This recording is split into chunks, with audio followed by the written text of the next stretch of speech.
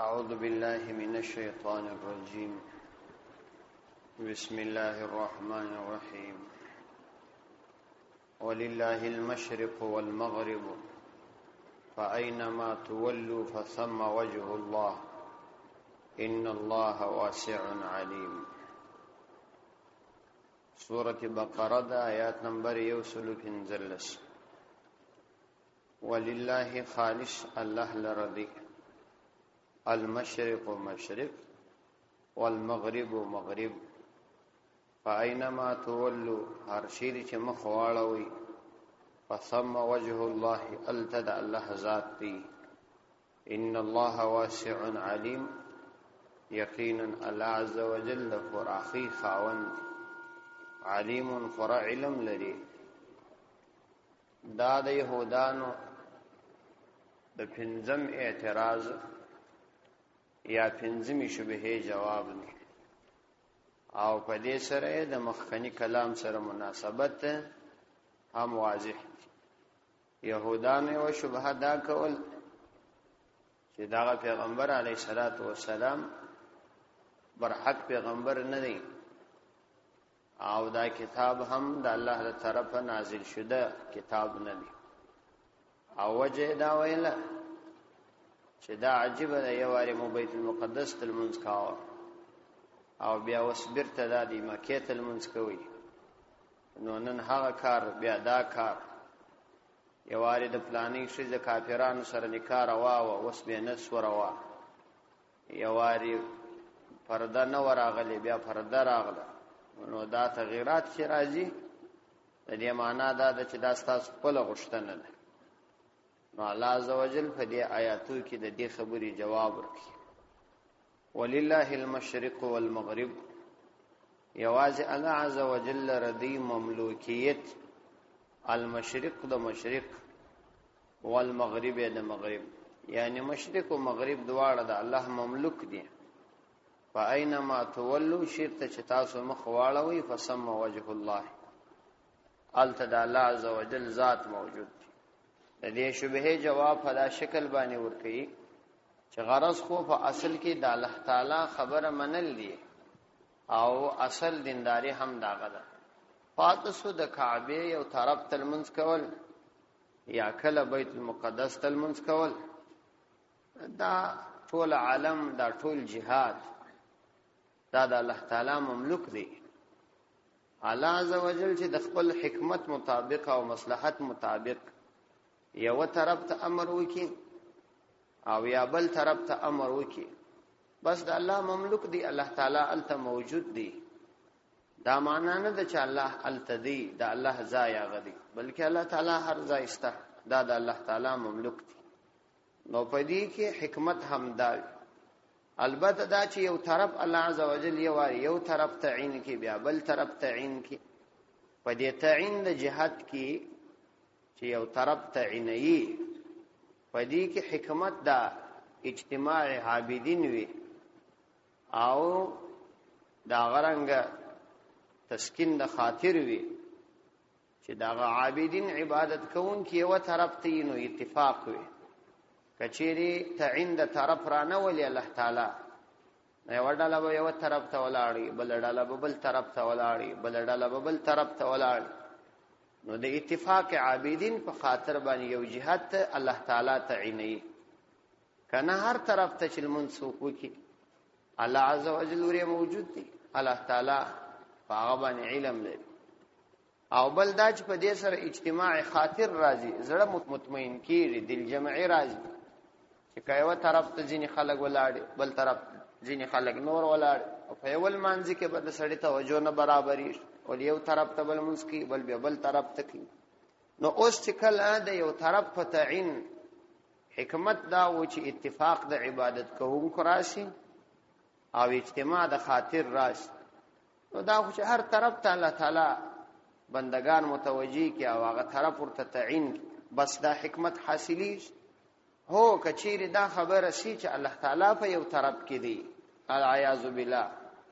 چې پلانی طرف کې الله تعالی موجود دی بیا خو په هغه صورت کې نو هغه طرف متعین کول او هغه طرف ټاکل دا زیبا خبره ده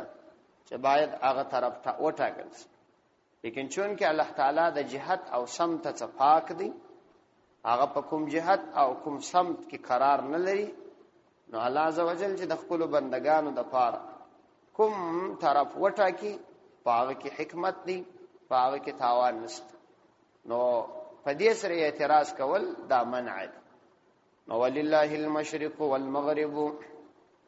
یوازې الله عزوجل رضی المشرق مشرق والمغرب مغرب، یعنی دا د الله تعالی مملوک دی چې هر کله الله تعالی مالک سو او دا ټوله مملوک سول، نو چې هر طرف مقرر کولای شي.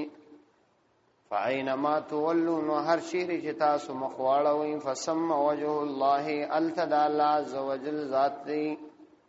یعنی التد الله رضا حاصلیږي چې الله تعالی مکم طرف ته امر کی. ان الله یقینا الله عزوجل واسع، د فراخی خاوندی،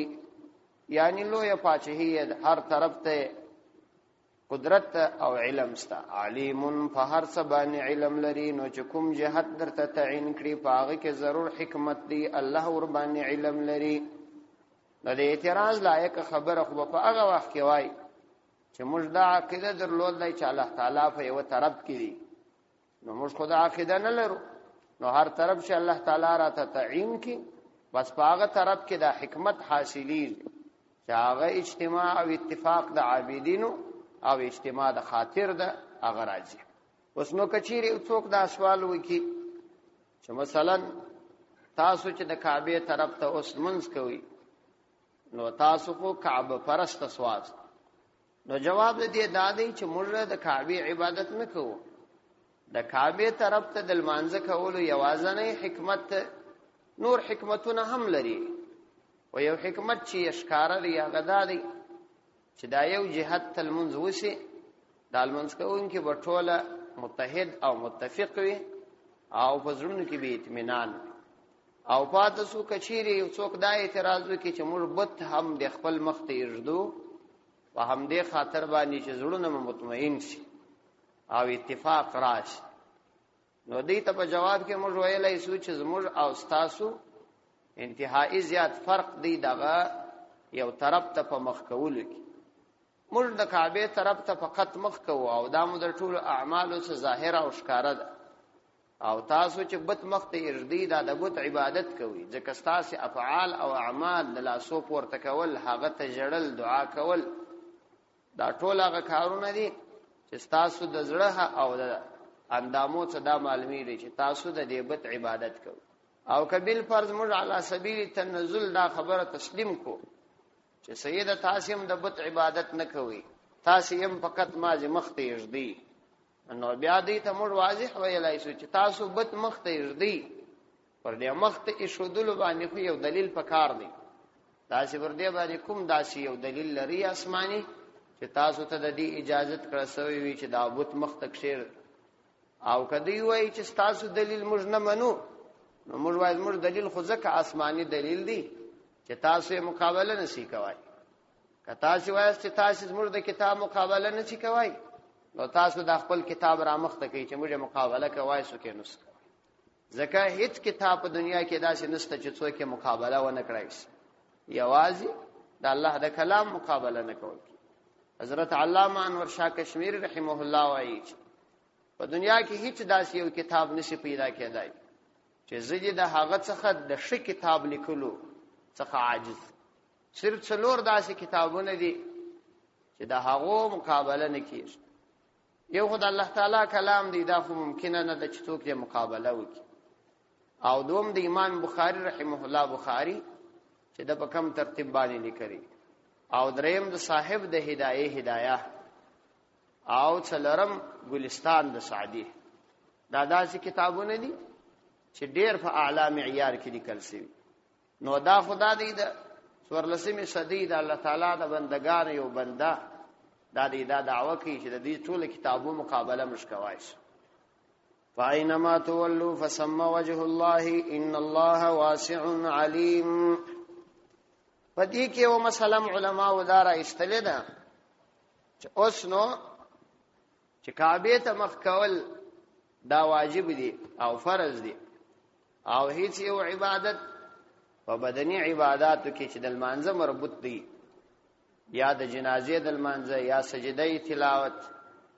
دا به د کعبه طرف ته کیږي بل طرف ته کچا وکړه قصدن نسی کیږي البته په نفلي عبادتو کې شرعاً د دې اجازه شته چې پر هغه سورلی باندې چې د هغه مخ ته نشه را کاټولای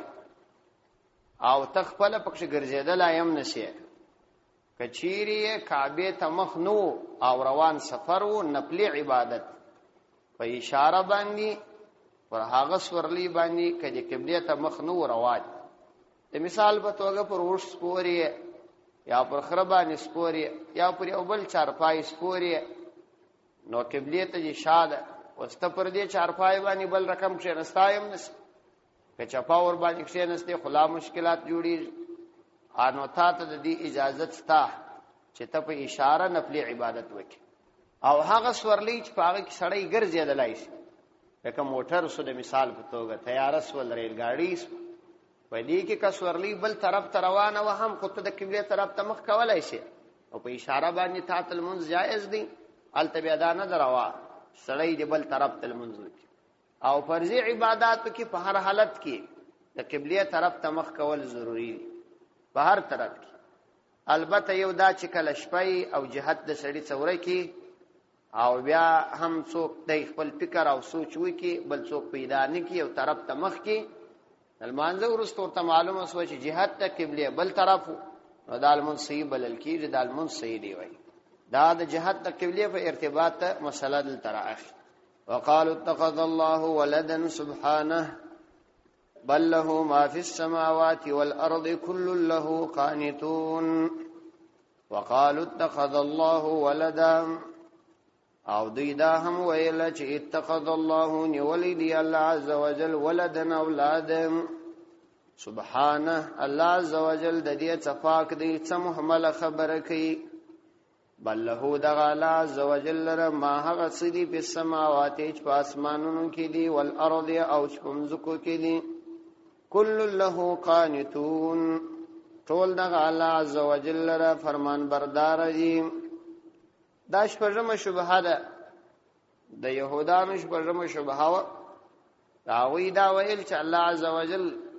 خدمت ته ضرورت لري او الله عز وجل خپل نائبان او خادمان پیدا کړي اتخاذ الولد دی توای یو څوک د خپل خدمت لپاره انتخاب کړي یو دی تولید الولد اولاد زیږونه یو دی اتخاذ الولد نو دی دا ویل چې د انبیاء علیهم السلام دا د الله عز وجل خادمان دي خدمت نو دوه قسمه یو دا چې د اولاد په حیث یو خادم وي او یو عام خادم نو دی دا خدمت د اولاد په حیث خدمت بلی لکه یو زوی چې د پلار خدمت کی د انبیاء علیهم السلام د دې سره تشبیه کول الله عز وجل په دې آیاتو کې د دې دغه شبهه او د دې خبره رد کی چې دا غلطه ده او محمله خبره الله عز وجل اولاد ته ضرورت نه لري يهودانو حضرت عزیر علیه السلام دا الله عز وجل زوی بلی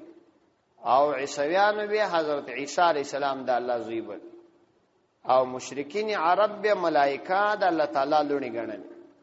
په مختلفو روایتو کې او مختلفو آیاتو کې د دې بحث راغلی دي او ځینو کې به تیر سوی هم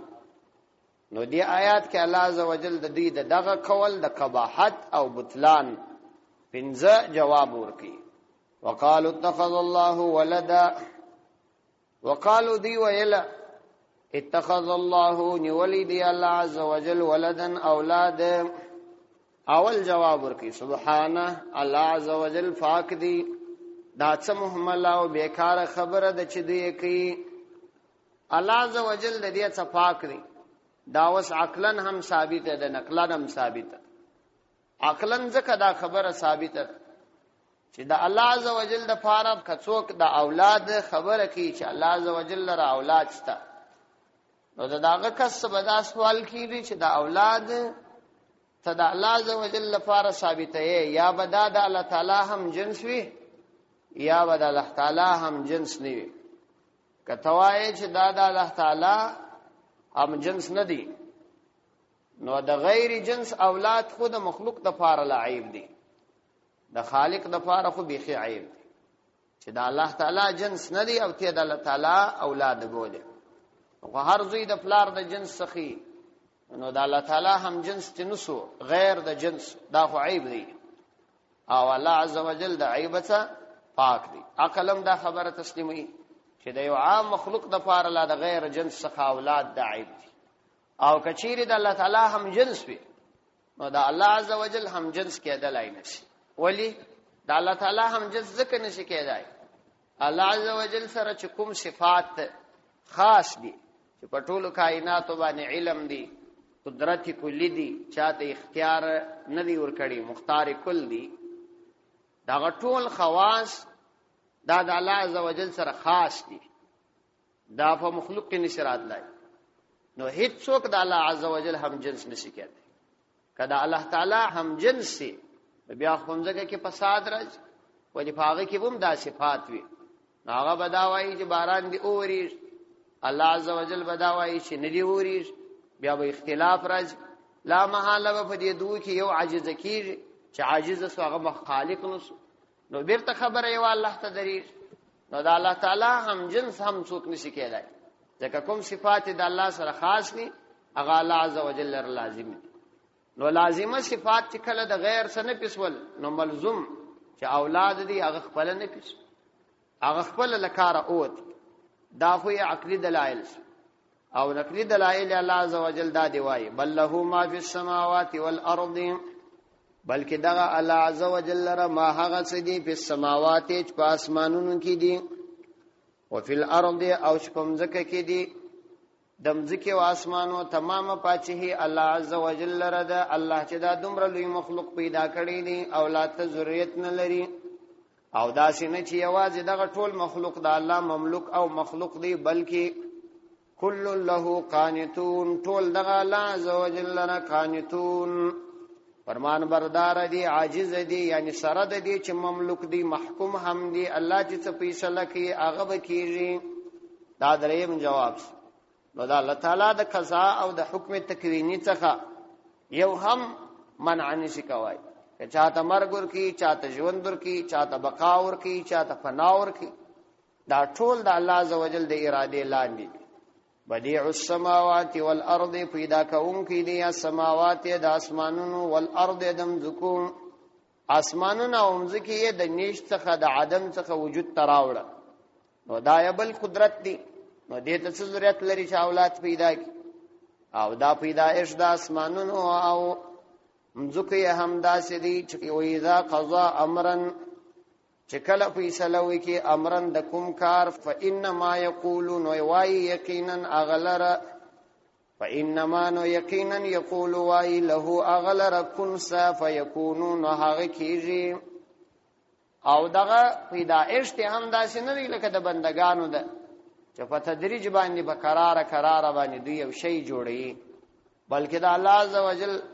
خبره فقط د کن کلمه ده بلکې د کاف او نون تر مابین ده چې د بندگانو د فهم د پاره دا کلمه ذکر کوي کني دې کلمې ته ضرورت نه لري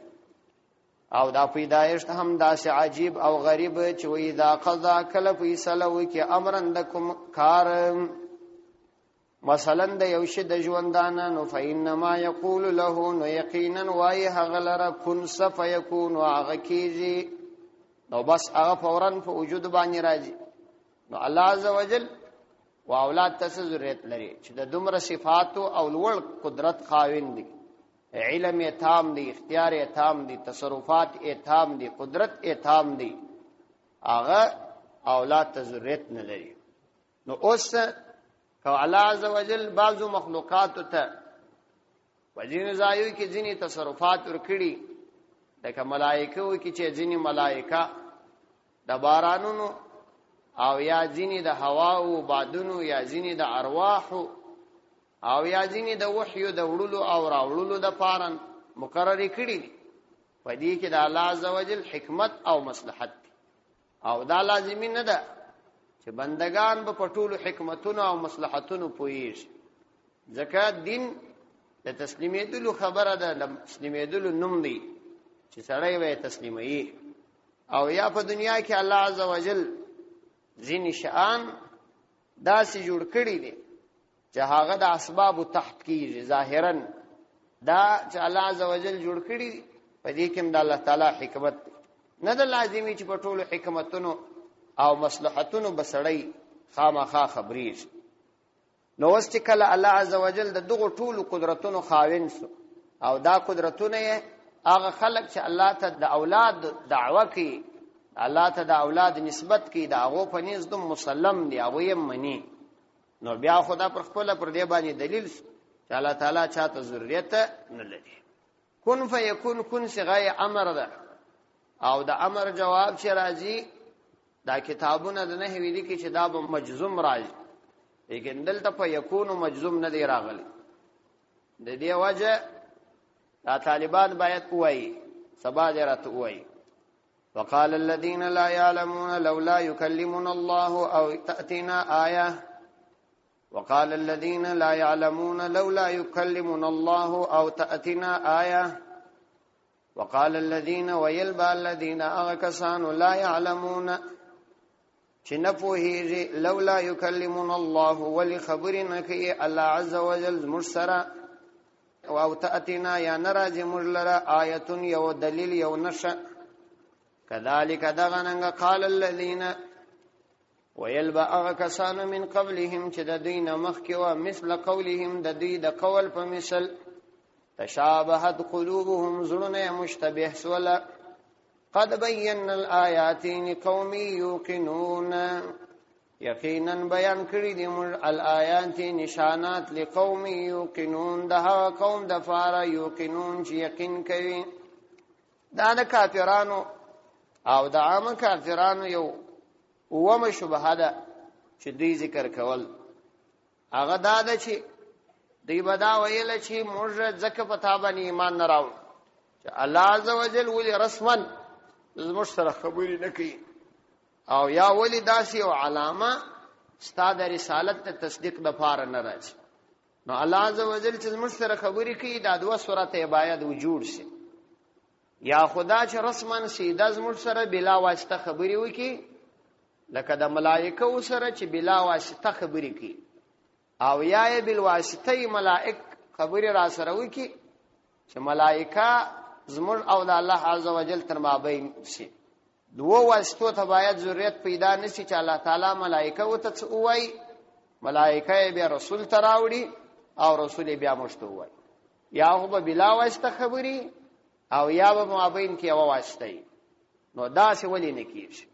او بل دا چې ته باید موږ ته یو علامه ستا پر نبوت باندې راوړې چې دا ستا نبوت دا موږ تسلیم. دا د دې اومه شبهه وه. بعضې فقط شبهات وې، الله عز وجل د دې شبهې جواب ورکړي. او بعضی جاهل یهود او بعضی جاهل نصارا او بعضی جاهل مشرکین. وقال الذين ويلبى كسانوا لا يعلمون چاغوی نه پوهیږي، یعنی ولو که پوهیدل خدا غسوال د ناپوهانو نو بارنا پوهان و درجه ته د ناپوهانو راوسس. دا په هر ژبه کې خپل ځان ته اصطلاحات وي. لکه یو سړی چې لمونځ نه کوي په دې باندې خدای علم لري چې لمونځ فرض دی، اته بار سوال جنې وایي چې لمونځ فرض نه دی، یعنی دا خدای پوهیږي چې لمونځ فرض دی، خدا د عمل داسې معلومیږي لکه دی چې نه پوهیږي. ته بار ورته وایي چې لمونځ فرض دی. یا یو سړی د مور پلار بې عزتي کوي، خدای په دې پوهیږي چې دا کار حرام دی، لیکن چون کې دی په دې باندې عمل نه کوي، اته بار د تو چې دا د مور پلار احترام فرض دی، حرام دی چې تو کې احترام نه کوي، په دې خدای دوم سر خلاصي. نو دلته چې الله ورته لا يعلمون اویل، مطلب دا چې د علم په تقاضا څوک نه چلی دی، دا به علم دی. نو الذين لا يعلمون، هغه کسان لا يعلمون چې نه پوهیږي، لولا يكلمون الله، ولی خبرې نه کوي الله عز وجل مرسره په خپله، یا بلا واسطه د ملائکو یا د ملکو په واسطه باندې. او تأتینا، او ولی نرازی مرلره آیتون یو نشه، یا یو نشه یو علامه ستا د طرف راسی که خبرې نه کوي تر څو چې ستا پر رسالت باندې کامل ثبوت شي. جواب دی کذالک دغرنګ قال الذين ويل واغكسان من قبلهم چې د دوی نمخ کې و یعنی د دوی نمخ کني کافرانو هم دا خبره کړي و مثل قولهم د دوی د قول پر رقم باندې معلوم وسول چې دا کومه بنیادی خبره نه ده بلکې دا فقط یو بیا بنیاد خبره ده چې د دوی نمخ کني هم کول دیو هغه دواړه په دې قول کې مشابه دي سره تشابهت قلوبهم زلون سره مشابه دي د دې او د هغو زړونه دا په کچ فهمي او غلط فهمي کې سره مشابه دي اولنی ورستنی ټولو دا خبره کول اوس نو الله عزوجل فرمایي چې د دې زړونه سره مشابه دي مطلب دا چې هغه عنادن او د کچ فهمي په واجه دغه سوالونه کول او دیو عنادن دا سوالونه کوي د مشرکانو فرمایشي غشتنی چې هغه کوله سورۃ الاسراء آیات نمبر 9 کې الله عزوجل بیان کړی سورۃ الاسراء 15 سپاره سره دی راوایړوي د مشرکانو فرمایشي غشتنی الله عزوجل ذکر کړی دی وقالوا لن نؤمن لك حتى تفجر لنا من الارض ينبوعا د کافرانو باندې پیغمبر ته ویل او دی به ویل چې موږ هیڅ کله پر تا باندې ایمان نه راوړو حتی تفجر لنا من الارض ينبوعا ترڅو چې ته موږ ته جاری نه کړې په دمځکه کې ينبوعا چنا او تكون لك جنة او یا به وی تعالی یو باغ من نخیل د خرما او عنب د انګورو فتفجر الانهار خلالها تفجيرا وتب بیا جاری کړي الانهار اولی خلالها په مابین کې د دې باغو تفجيرا په بهول سره یا بدا کار کوي او تسقط السماء یا بترکشت کوي اسمان کما زعمت علينا کسفن لکه څنګه چې ته ګمان کوي پر موږ باندې کسفن د اسمان نه د ټوټه در نازلې دوچ پر تاسو به عذاب راشي دا چې اسمان څخه مشته شي راکشت کوي او تأتي بالله او یا راولي مشت الله عز وجل والملائکه یا ملائکه قبیلا مخامخ ملائکه به مشت مخامخ وای چې ودا د الله رسول دی یا بل تعالی مخامخ راتوي او یکون لك بیت یا بوی تعالی را یو کور من زخرف د سرو زرو او ترقى فی السماء یا بتا اسمان ته خېجه ولن نؤمن او هیڅ کله به ایمان را نوړو لرقیک استغفر لرا حتا تنزل علينا کتابا ترڅو چې ترا نازل نکړې پر موږ باندې یو کتاب نقرأوه چې موږ خپل ونوایو قل ورته ای پیغمبر علی السلام سبحان ربی ازما رب لردی پاکی وی هل كنت زنیم الا بشرا رسولا فقط یو رسول او بشریم دا د الله د اذن بغیر نسم کوي دا د مکه د مشرکانو فرمایشي غشتنی وي چې د انبیاء وڅ کول د يهودانو فرمایشي غشتنی بیا په سورۃ النساء آیات نمبر 145 دا به د يهودانو فرمایشي غشتنی وي يسألك اهل الكتاب سوال کی استاد څخه اهل کتاب ان تنزل عليهم كتابا من السماء چې تجرا نازل کړي فردي باندې کتابن یو کتاب من السماء د اسمان څخه د دې دا غشتنه فقد سالوا موسی یقینا دې دا سوال کړي د موسی عليه السلام څخه اکبر من ذلك تر دې لوی سوال کړي فقالوا ويلي ارنا الله مشتراوين الله عز وجل جهرة شکارا فاخذتهم الصاعقه بظلمهم الله عز وجل د دې د ظلم په وجه باندې دی ونیول دا د دې غشتنه چې دا پیغمبر علی السلام څخه سوال کاوه د دې چې د اسمان یو کتاب را باندې را نازل د نصاراو فرمایشي غشتنی سوره مائده آیات نمبر 112 دا به د نصاراو فرمایشي غشتنی اذ قال الحواريون کله چې اویل حواریین یا عیسی ابن مریم هل یستطيع ربک آیا طاقت لري ستارب ای ينزل علينا چرا نازل کی په موږ باندې مائده یو سرخان من السماء د اسمان قالت اتقوا الله ان كنتم مؤمنين دور تویل د الله څخه ویری ک تاسو ایمان لري دا به دا غوي فرمایشي غشتنه چې د اسمان څخه سترخان غشت نو الله عزوجل فرمایي دی داسې خبره کوي لکه ستاسو سمخ کې چې کوم خلکو کړي د ټولو دغه رقم مزاجونه او زړونه په کچ فهمي کې مشابه قد بینا الآیات لقوم یوقنون یقینا مر بیان کړی دی آیاتونه د نبی کریم علیه السلام د نبوت د ثبوت د فار لقوم یوقنون دا قوم د فار چې یقین لري. ګوري کافرانو دوی غشتنی کړی یو غشتنه دا کړی و چې الله عزوجل دې زموږ سره خپل خبري وکړي. نو چون کې د الله عزوجل سره خبري کول دا خو ډیره لوی عقلی و او دا یو ډیره مهمله خبره و، یعنی هیڅ عقل دا نه تسلیمول، یو بدهیر بطلان خبره و. ولی خودی د دې څخه دا مرتبه ځان ته ورکول چې یا به موږ په دون لوړه مرتبه کې لکه ملائکه چې الله عزوجل خبري وسره کوي، او یا به موږ په دون لوړه مرتبه کې لکه انبیا چې الله عزوجل د ملائکه په ذریعہ خبري وسره کوي. نو دا خودواله غټي مرتبه ځان ته ثابتول دي، دا خو حماقت وو. نو دا هغه جواب له الله عزوجل ورنک ضرورت یې نشته د دې خبري. البته د دومره خبري جواب دی یو ورکیږي چې دی ویل پر موږ باندې دی یو علامه را نازل شي، یو معجزه دي ستاراشي. نو الله فرمایي قد بینا الآیات لقوم یوقنون یقینا موږ بیان کړی دي آیات نشانات د نبوت محمدی صلی الله علیه وسلم د ثبوت د فار، لیکن لقوم یوقنون دا قوم د فار چې یقین لري، یعنی یو څه د عقل کار اخلي عناد پرېږدي. دا وی د فار به خډیر دلایل دي د پیغمبر علی السلام پر نبوت باندې د ثبوت د فار. ان ارسلناک بالحق بشیرا ونذیرا ولا تسأل عن اصحاب الجحیم. ان ارسلناک یقینا مرسل جلی بالحق فحق سرا بشیرا زیری ورکونکی ونذیرا او بیرونکی ولا تسأل او تنپشتل کېږي عن اصحاب الجحیم د جهنم نه خاوندانو. ان ارسلناک بالحق دی آیاتو کې پیغمبر علی السلام ته تسلی ده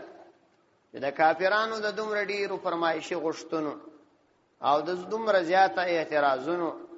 د دومره ډیرو خبرو باوجود وته فستکیږي ستړی کېږي او دا چې په دوی کې بیا ځینې ایمان نه راوړي په دې به بیا نور پریشانه چې دا ولې د کفر په حالت کې جهنم ته ولاړه. نو دی کې پیغمبر علی السلام ته تسلی ورکړي چې ته ډېر پریشانه کېږه، ستا نبوت حق دی، بس تا کار دا غدي چې منونکو ته زیری ورکه د جنتونو، نه منونکو ته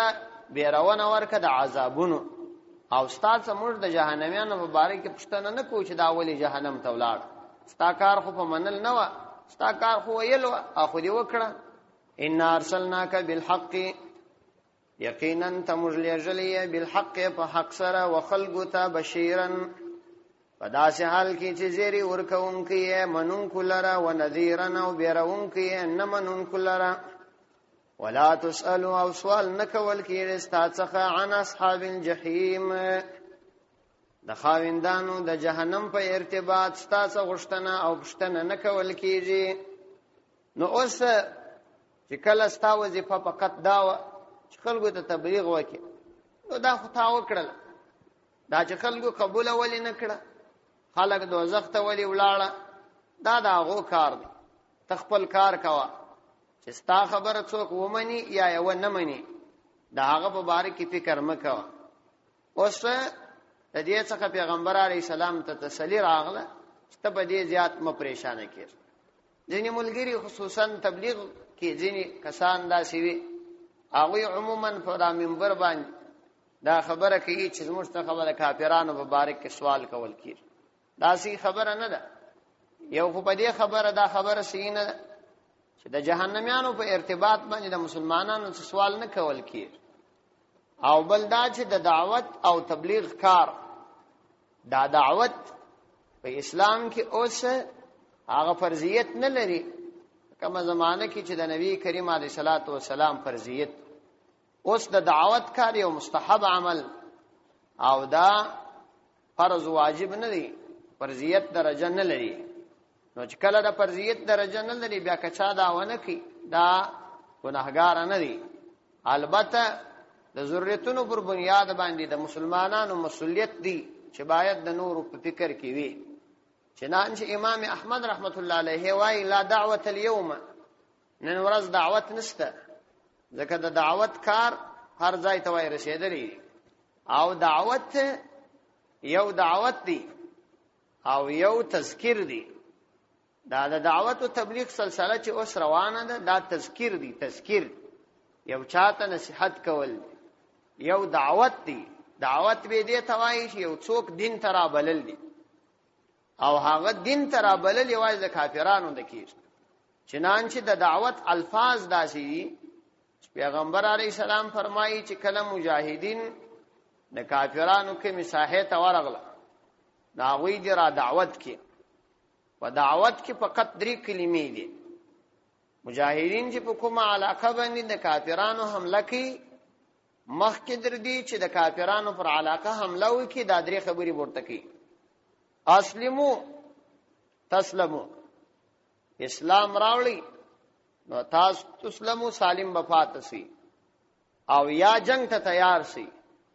او که جنگ هم نه کوي نو بیا جزیه ورک عن یدی وانتم صاغرون،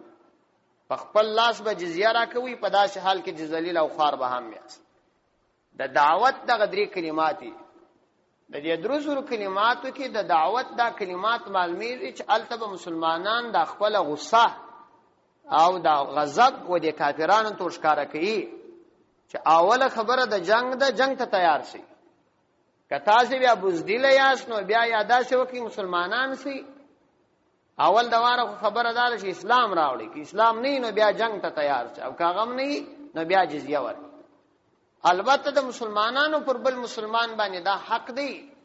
چې یو مسلمان به بل مسلمان ته امر بالمعروف کوي او د نیکو خبرو یادونه ورته کوي، د بده بیا راګرځي. دا د یو مسلمان پر بل مسلمان باندې ذمہ داری ده. که یو مسلمان د بل مسلمان په فکر کې نو د قیامت په ورځ د دې په ارتباط پښتنه ورڅکیږي. نو دغه د دعوت او تبلیغ سلسله دا تذکیر دی، یعنی یو مسلمان ته دعوت ورکول په معنا د دې چې هغه دین ته دعوت ول دي، دا چې پر دین باندې راسي مسلمان خودي خود دین احکام نسته بخشي. ځکه نو مولانا الیاس رحمه الله وايي د دعوت کار اصلا د دې لپاره شروع شوی دی چې په مسلمانانو کې دین راژوندي شي. ځکه نن د مسلمانانو سره دین وځي، په مسلمانانو کې دینداری ختمه ده. دا یو څه کسان چې ظاهرا مسلمانان په دې دنیا کې داسې دي چې صرف په نامه مسلمانان، یا د اسلام اوښتي عیسویان سوي، يهودان سوي، هندوان سوي، پر هغه باندې مهنت کول دي. نو دا خبره چې قیامت پر ورځ به زموږ څخه د کافرانو په ارتباط سوال کیږي، دا مناسبه خبره نه ده. د دې سبا ځان وساتي. نور بهترین کار دی د دعوت کار. عوامي سطح باندې چې عوامو ته نن څومره زیاته ګټه د دعوت او تبلیغ سره رسیدلې ده، د بل شي ته دومره ډیره ګټه نه ده رسیدلې. په کروڑونو په میلیونونو انسانان الله عزوجل د دې دعوت په وجه باندې دیندار او متقیان جوړ کړي. بیا د هغو څخه علما جوړ شوي دي، زامونی علما کړي دي. علماء ته، مدارس ته، جهاد ته، تقریبا د دین هرې شعبې ته د دعوت او تبلیغ خورا زیاته ګټه رسیدلې. پاکستان کې یو ډېره لویه مدرسه ده، جامعه فاروقیه. نو دې جامعه فاروقیه کې یو وخت په دې باندې دوی تحقیق کړی و، تقریبا د هغې تر 15,000 زیات شاګردان دي چې دې کې وګورو چې څومره کسان د عامو خلکو چې د تبلیغ سره تعلق نه لري زامن دي، او څونه هغه کسانو زامن دي چې د تبلیغ والا سره تعلق لري. په هغه کې 80% د هغه خلکو زامنو چې تبلیغیان او دا ګرد علما او دا ګرد بیا په جهاد کې هم. نو د دعوت او تبلیغ انتهایی زیاته ګټه، او دا خبره ډیره غلطه ده چې دا خلک وایي دا وهابیان، دا مطلقاً غلطه ده. دا وهابي د خو اصل د خلکو خلیته دا خبر ورلیدلې ده. دغه جمله کچیر د انبیاء علیهم السلام په زمانه کې وای دا مشرکان به د انبیاء او تکارول چې دا وهابي دي. اسی کمزوري خبره. انسان ته عقل پکار دی، اسی دا لیوانه باید نشي. ځکه دا د امام ابو حنیفه رحمه الله د مذهب خلکو،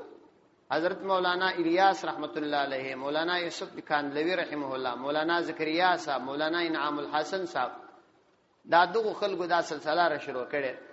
مولانا زکریا صاحب دومره لوی سړی دی، موطا امام مالک باندې او جز المسالک په 14 کې لیکلي، دا غرانګه پر بخاری باندې پر ترمذی باندې پر دې ټولو کتابونه لیکلي او په دې ټولو کې د امام ابو حنیفه رحمه الله مذهب ثابت دی. مولانا یوسف کانلوی صاحب پر شرح معنی الاثار باندې چې د امام ابو حنیفه رحمه الله د مذهب په احادیثو کې تر ټولو معتمد کتاب دی، تر ټولو معتمد کتاب د امام صاحب د مذهب په احادیثو کې هغه شرح د معانی الاثار ده د ابو جعفر طحاوی، پر هغه باندې باقاعده مستقله شرح لیکل، پر مشکات مستقله شرح لیکل. یو سړی چې د بل مذهبي هغه بیا د بل مذهب د لپاره کوشش ولیکي نو دا اسی کمزوري خبري چې خلک کوي، دې ځان ساتل پکار، تحقیق کول پکار. ولا تسألوا عن اصحاب الجحيم ولن ترضى عنك اليهود ولا النصارى حتى تتبع ملتهم قل إن هدى الله هو الهدى ولئن اتبعت أهواءهم بعد الذي جاءك من العلم ما لك من الله من ولي ولا نصير ولن ترضى عنك اليهود هیڅ کله به راضي نشي ستا څخه اليهود يهودان ولا النصارى او نصرانيان حتى تتبع ملتهم ترڅو چې تابع نه ګرځېدلې ملتهم د دوی د ملت. قل ان هدى الله هو الهدى ورته وایا ای پیغمبر علیه السلام هدى الله د الله عز وجل د هدایت لار هو الهدى بس همدا د هدایت لار ده. ولئن اتبعت اهواءهم او کچیر تا تابعداري وکړل اهواءهم د دوی د ارزوګانو او خواهشاتو بعد الذي ورستر اغه جاءك چراغلی تعالی من العلم کامل علم مالک من الله نو نستتالر من الله دا الله دا عذاب من ولینکم کارساز ولا نصیر نو نکم مددگار چې خلاص دي کی. په دې آیات کې انتهایی سخت زورونه ده محمدي امت لره او اسلامی امت لره چې د يهودانو دومره ډېر اعتراضات دي. دا دی او اعتراضات موږ را نقل دواله ورسته راځي وم اتم نهم درې دا ورسته راځي. نو کچيري ته د دې ټولو جوابونه هم ورکه دوی ایمان نه راوړي او نستا سره ذکر بلکې دوی به هغه وخت تاسو راځي چې ته د دوی اتباع وکې، د دوی د خواهشاتو تابعدار شې او د دوی دین قبول کړې. نو چې کله نبی کریم علیه صلوات و سلام څخه دوی ناراضي کړي الان کې داغه څخه باید په معمولی شی راضي شي وای نو د امتی څخه تر هغه وخت راضي کیږي نه تر څو چې صلیب ته سجده پکړي نه، چې تر څو یې صلیب په منلې نه او صلیب ته سجده پکړي نه تر هغه وخت د الله کلام خدا وایي چې نه راضي کیږي. دا چې څوک وایي چې راضي کیږي نو د هغوی د نظر دا معلومی دي چې ګواکې هغوی ځانونه تر الله تعالی په هان غني. العیاذ بالله. ولن ترضى عنك اليهود هیڅ کله برازي نشي ستاسخه اليهود يهودان ورید علن د فار د آینده زمانه د تاکید د فار چې هیڅ کله برازي نشي ستاسخه اليهود يهودان ولن نصارى او نصرانيان حتى تتبع ملتهم مگر ترڅو چې خدا نه خواستا ته د دوی د ملت تابع شي. یعنی دا محاله ده چې ته د دوی د دین تابع شي، چې دا محاله ده نو دا محاله ده چې دوی راضي شي. ولی یو محال بل محال خامخا لازمي. قل ارتوایا ای پیغمبر علیه الصلاۃ والسلام د دوی د دې خبرې په جواب کې ورته وایا چې داغه خبرې دوی کوي او دا یا د دوی د حال درته معلومیږي یا د قال درته معلومیږي. نو ورته وایا ان هدى الله یقینا د الله عز وجل هدایت یعنی د الله دین هو الهدى بس همدا د هدایت لار ده په دلایل ثابته ده او د دوی د اتباع په ارتباط دا خبره ورته وکړه.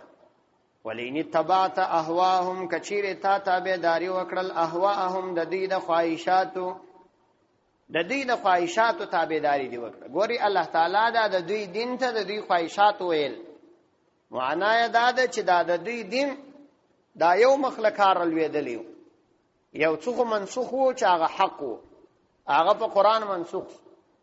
او یو څه دوی تحریف کړیو ګړ وړي کړیو. نو چې کله یو څه منسوخ یو څه تحریف وو نو فقط دا اوس د غلطو خیالاتو مجموعه فاتوه بل هیڅ نه.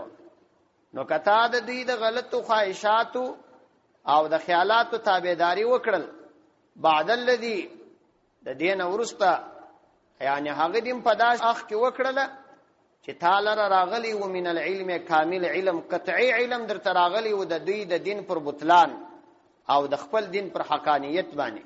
نو مالک نست تعالی من الله د الله عز وجل د عذاب د خلاصون د فاره من ولین کوم کار ساز کوم دوست چې تا دي د الله د عذاب بخلاص کی ولا نصير او نکم مددگار چې ستا امداد دی وکي د الله د عذاب په مقابله کې هیڅوک ودا سنوي. مطلب دا چې تب بیا د خدای د عذاب مستحق کړي، یعنی خدا نه خواسته د پنجې قهر گرفتار بشي. نو دا خو محاله ده چې نبی کریم علیه السلام دی د الله د عذاب مستحق وګرځي. ولی قرآن دا ثابت کړی ده چې پیغمبر علیه السلام مخکې تر نبوت او وروسته تر نبوت د ګناه څخه پاک. نو ممکن نه ده چې پیغمبر علیه السلام دی د خدای د عذاب مستحق وګرځي. چې نه ګرځي نو دا ممکن نه ده چې دی د هغو د خواهشاتو تابع وګرځي. چې دا نه ده ممکنه چې دی د هغو د خواهشاتو تابع وګرځي، نو دام نه ده ممکنه چې کافران دي جن راضي شي. مطلب دا چې مستلزم یو محال بل محال را لازمیږي، نو آخر دا محال ده امکان نه لري چې کافران دي د نبی کریم علیه السلام څخه راضي شي. اوس چې يهودان راضي کیږي نه، نو نور د يهودانو د ممنه.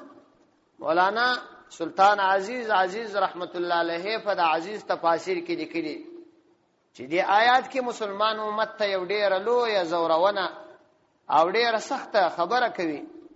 چې تاسو د يهودانو څخه پکلک نفرت وکي، ځکه چې الله عز وجل په دومره ښکارا کلماتو کې خپل پیغمبر ته وایي چې تاسو د يهودانو سره دښمنی وکي. دا هغوی په خبرو باندې باور مکوئ، دا هغوی په خبرو مخ تاوځي او مور باندې غولېږي. ولو که هغوی تاسو ته د خیریه کارونو په نامه باندې ډېر کارونه شروع کله د سړکانو د پخېدلو وعده درکې، او کله درته د کلینیکونو د جوړېدلو، او کله د لشتیانو د پخېدلو، او یا د برق د جوړېدلو وعده درکې، یا د سترګو هسپتالونه درته خلاص کی، نو تاسو د دې په خبرو مه غولېږئ. دوی په حقیقت کې د خدای د دین مقابله تراغلي دي، او تاسو تر هغه وخت پورې نه پریږدئ پر قراره تر څو چې يهودیت مو تسلیم کړي نه. چې زر واره د دوی ظاهري خبرې سره تسلیم کړي او دوی یقین دانې سوي چې تا خدای دین پرې شي دي، تر هغه وخت نه در سره راضي کیږي. نو خسرت دنیا او آخرت ما جوړېږي، چې نو دنیا جوړ شي نو آخرت جوړ شي. اسی خدای وهلي خلق د ځانو ما جوړوي، لکه دا ځینې خلق چې الله وهلي دي د کفارو په غلامۍ کې لویدلي، دا غوی دینځره غاړه ته اچولي، یو زره غټه نه ورته کړ، اسی ځانونه تبا کړی. نو د دې ځان ساتل پکار. او که څوک وایدا نه مني، نو الله فرمایي ومن اصدق من الله حدیثا، تر خدای عز وجل بنو څوک زیات رښتیا درته وایي. وای که څوک دا خبره نه مني، نو العیاذ بالله دا غلک چې دا ګمان دی چې ځان تر خدای رښتیا ګوي بولي، ولدی دا الله عز وجل خبره نه مني. نو څوک چې د کافرانو او د يهودانو ملګری دي، یا عقیدتن یا عملا، دا غوي کارونه تاییدي، دا غوي خبري تسلیمي، او د کافرانو افکار په خلکو کې عامي، دا غوي نظام جوړي، دا د خدای عز وجل مقابله ته تیار دي. یا بدی عقیدتن يهودان سوي کنه يهودان سرازین دي، او کنه نو بیا غلیدلی دي، بیا دی هسي خطاوتلی. په دې ارتباط باندې یو کتاب دی د يهودانو 40 مرزونه، دا پوردو کې یو کتاب دی پښتو ته کې دایسي ترجمه شوی، او یا فکری پوهنه د مولانا عبدالهادي مجاهد په نامه یو عالم دی یو کتاب لیکلی، او یا په دې ارتباط باندې د مولانا زکریا صاحب رحمت الله علیه د فضائل اعمال آخری حصہ د مسلمانانو د ذلت یوازنی علاج، دا وګوري بیا به تاسو ته معلومه شي چې موږ د دینه څومره لري شوی او کفار تر څومره اندازې مهنت کوي. د دې فکر او مهنت اوس دادي چې هر هغه کار چې د خدای په دین کې ناروا دي او د پښتنو په ټولنه کې د ذلت د بی عزتی کارو خلکو د ذلت په سترګه ورته کتل دی غواړي چې هغه کار وس عزتمن کی ډول او سرنا د پښتنو په ټولنه کې قطع نظر د دینه څخه خلکو دا بی عزتی بلله دا د بی عزت خلکو کار اوس دې کار ته دومره زیات حیثیت ورکول کیږي باقاعده د دې د پاره د مکاتب په نصاب کې د موسیقي یو مضمون ور داخلي درڅو چې خلک ډمان جوړ بار به ارزای در ترخصیر درب درز به جوړ کړي اول ورځ د کور مخ ته تیرېدم یو کښنی انجلی وغورځه ده سیا دانه دانه ویل کې چې ویل بیا یو چپلاخ اواله دغه مزاج جوړ شو یا دې تورته نور کارونه نن پنړی کې د يهودانو هیڅ د يهودانو ټیم بچوک پیدا نه کی چې یا د فوټبال ټیم ولري یا د کرکټ ټیم ولري کني تاسو تحقیق وکړئ يهودان دا ټیم نه لري حتی خپل عیسویان هم نه لري دا مشهور عیسویان لیکن دا مسلمانان په دې اخته فوټبال دی او کرکټ دی ولو کدا په شرعي حدودو کې د نن روا کار لیکن دا د ډیر ورسته کار دی سړی خپل نور کارونه وکړي او خپل هیڅ کار نه دی کړی بس په کرکټ باندې اخته راوزو دوري کې دا هډه راغټه کمزوري ده الذين آتيناهم الكتاب يتلونه حق تلاوته أولئك يؤمنون به ومن يكفر به فأولئك هم الخاسرون الذين آتيناهم الكتاب يتلونه حق تلاوته کسان آتيناهم الكتاب چې موږ هغه ته کتاب ورکړی دی یتلونه هغه تلاوت کوي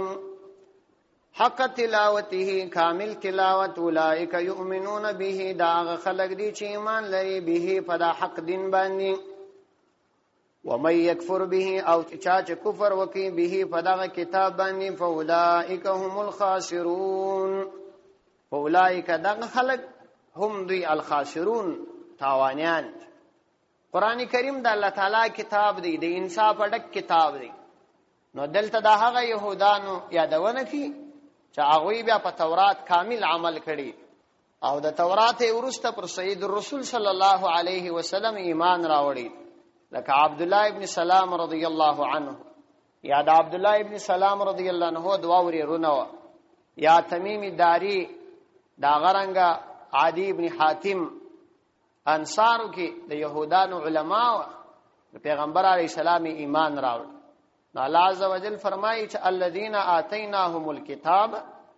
هغه خلق چې موږ هغه ته کتاب ورکړی دي یتلونه حق تلاوته هغه تلاوت کوي د خپل کتاب تورات حق تلاوته یعنی حقیقي تلاوت کوي مطلب دا چې خپل قوت علمیه د آیاتونو په فهم کې مصروف کړی دي یعنی فهم ته ګوري او دا غننګ خپل قوت ارادیه او عزم د اتباع حق د پاره ګرځولې دي چې د حق اتباع وکړي اولئک یؤمنون به دغه خلق چې دي ایمان لري به په دغه باندې یعنی په دې پیغمبر علی السلام او په دې حق دین باندې ومن یکفر به فاولئک هم الخاسرون او څوک چې کفر وکړي به په دې حق دین باندې اولئک نو دغه خلق هم دوی الخاسرون تاوانیان دي د ثمرات اخرت څخه محروم دي